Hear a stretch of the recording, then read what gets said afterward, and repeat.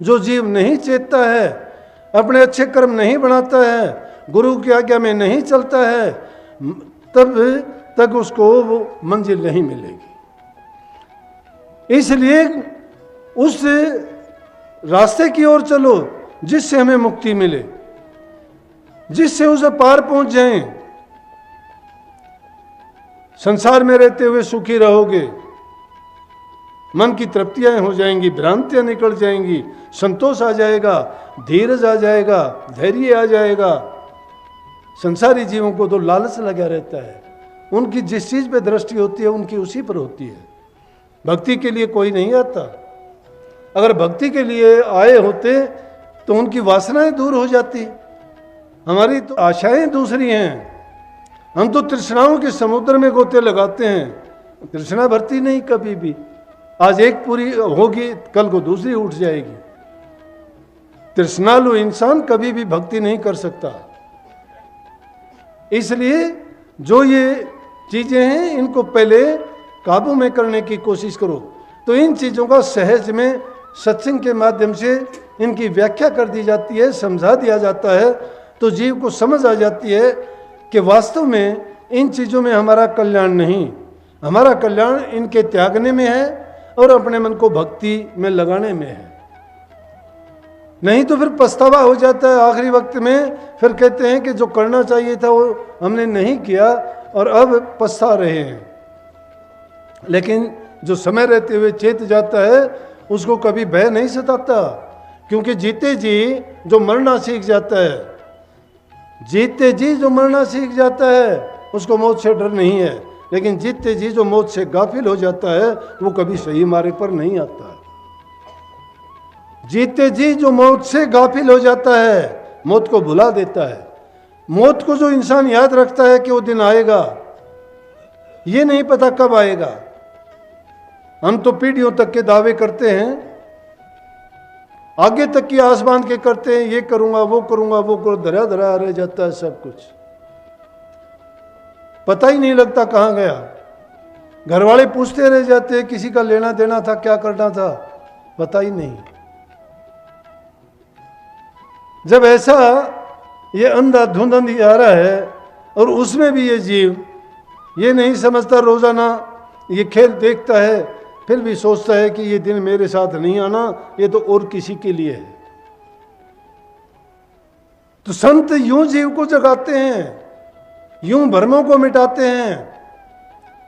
ये वो दीपक है ज्ञान का, जिसके कारण सच्चाई उनके सामने दिखाई देती है, तो वो चेत जाते हैं, समझ जाते हैं और फिर वो भक्ति करते हैं। वो गुरु का एहसान मानते हैं, क्योंकि जब उनको वो असली चीज प्राप्त हो जाती है तो नकली को फेंक देते हैं। असली नाम है, नकली दुनिया है। नकली के पदार्थों को जब तक पकड़े हुए हैं, जब तक नाम में नहीं लगे हैं, जिस दिन नाम में लग जाएंगे उस दिन ये सब झूठा खेल नजर आने लगेगा और हम अपने रास्ते की ओर ज़्यादा से ज़्यादा बढ़ने शुरू हो जाएंगे। मन की वासनाएं निकल जाएंगी, मन में धैर्य, शांति, प्रेम, सहानुभूति, दया, ये चीज़ें उन बुराइयों की जगह अपना डेरा डाल लेंगी और फिर उनको नहीं घुसने देंगी उन चीज़ों को। वासनाओं पर काबू हो जाता है, अपने आप ही सब कुछ जीत लिया। जिसने अपने मन को जीत लिया उसने पूरे संसार को जीत लिया। ये मन जब तक काबू में नहीं आता तब तक ये हमें नाच नचाता है। जब ये मन हमारे काबू में आ जाता है, नाम रूपी नकेल जब इसको डाल देती है, तो फिर हम इससे मनचाहा काम लेते हैं। ये हमारा मददगार बन के वही काम हमारे लिए करता है। इसीलिए अपने आप को पूर्ण रूपेण तन से, मन से, धन से हमें गुरु समर्पण कर देना चाहिए। और गुरु के जब समर्पित हो जाते हैं तो हमारे धन से, हमारे मन से और हमारे शरीर से हमें कर्म करने की आज़ादी नहीं रह जाती। फिर हमें किस चीज़ के लिए? गुरु ये चीज़ें लेके ही आपको नाम का कर्म करने के लिए कहता है। उन तीनों चीज़ों को छोड़ के नाम का काम करो। राजा जनक ने यही किया था। अष्टावक्र जी जब आए तो उन्होंने कहा था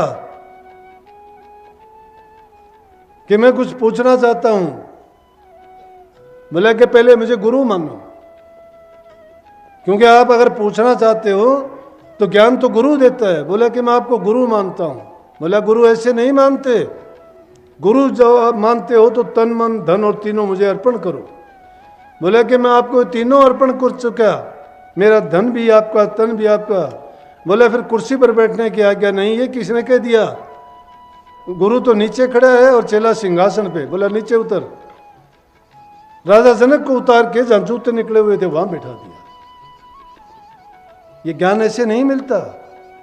कहां राजाओं की शान शौकत, कहां उनकी इज्जत, उनका पद, कहां उनकी प्रतिष्ठा मान। और एक राजा प्रजा के सामने और एक योगी के सामने, एक महात्मा के सामने जिसके अंग भी पूरे नहीं, अष्टावक्र, जिसके शरीर में 8 बल पड़ते हों, उन्होंने उसको जूतियों में बैठा दिया क्योंकि ज्ञान बड़ा है। ज्ञान बड़ा है और अष्टावक्र जी में वो ज्ञान था। अष्टावक्र को राजा जनक ने गुरु मान लिया और उसके एवज में उनको ज्ञान दिया। बोला कि अब आपको ज्ञान देता हूं, और ज्ञान एक पल में दे दिया। हम तो रात दिन सत्संग सुनते हैं, कहने लगे जब तन भी मेरा है, धन भी मेरा है, मन भी मेरा है, क्या सोचते हो मन से? खबरदार अगर मेरे मन से कुछ सोचा तो। क्यों ये हीरे जवाहरात की माला गले में डाले हुए हो, किसकी हैं ये? निकालो इनको। किस राजकाज के बारे में सोचता है मन में? मेरा राजकाज है, छोड़ इसको। राजा जनक स्तब्ध रह जाता है कि सब कुछ गुरु को ही तो दे चुका, अब मेरे पास है ही क्या? जिसके पास सब कुछ नहीं रह जाता, ये तीनों चीज देके जो रह जाता है वही भक्ति है, वही परमात्मा है, वही मुक्ति है, वही बंधन से मुक्त करने वाली चीज है। जरा गौर किया करो, सत्संग को सुन के चिंतन किया करो। जो बात सोचोगे उसका जवाब आपको सत्संग में मिल जाएगा।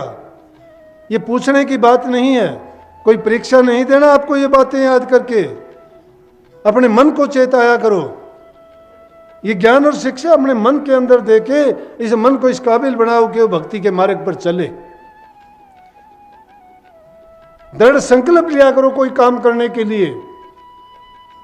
विषय विकारों की जो खुजली चलती है उसे बचा करो। इंद्रिय भोग और तन की आवश्यकताओं को जितना कम कर सकते हो करो। मन मांगता है और तुम उन चीजों को त्यागो, मन के सामने रख के त्यागो, वो त्याग है। तप, त्याग और तपस्या ये शिष्य के 4 कर्म हैं। जो नहीं करता है वो शिष्य नहीं है। संयम करना है, अच्छी संगति करो। ये पाप कर्म आज समाज में होते हैं, उनसे बचो। बातें सुनते हैं, वहां सुन के दिल खराब हो जाता है। कहां भक्ति, कहां उपदेश, क्या सत्संग। नफरत होती है अपने आप से भी कि इस दुनिया में क्या हो गया, कितने पाप कर्म बढ़ गए। ऐसी ऐसी बातें सुनने को मिलती हैं। कन्या भ्रूण हत्या जैसा पाप। क्यों इन माताओं बहनाओं को इतनी हे दृष्टि से देखते हो? क्यों इतना नीचा दर्जा देते हो? मां बहन की जो इज्जत कदर नहीं करता, कल को कहां समाज में इज्जत सम्मान रहेगा? कभी कल्पना की जाती है कि आगे दुनिया रहेगी या नहीं रहेगी? क्यों कन्याओं की हत्या करते हो? ये तो लक्ष्मी का रूप है, देवी का रूप है, ये तो साक्षात सरस्वती माँ हैं। इनके बिना तो कोई कल्पना ही नहीं है, न दुनिया की, न समाज की, न किसी इंसान की। अरे जिससे हमारी सारी सृष्टि की पैदाइश होती है, उसी का विनाश करने में लगे हैं। धिक्कार है हमें। ये जैसा है पाप और हो नहीं सकता। ये पाप करने वाला 7 जन्म भी उसका पीछा नहीं छूटेगा। बड़े बड़े पाप भोगने पड़ेंगे, उसको कष्ट भोगने पड़ेंगे, नरकों में जाएगा। ये पाप करते हैं।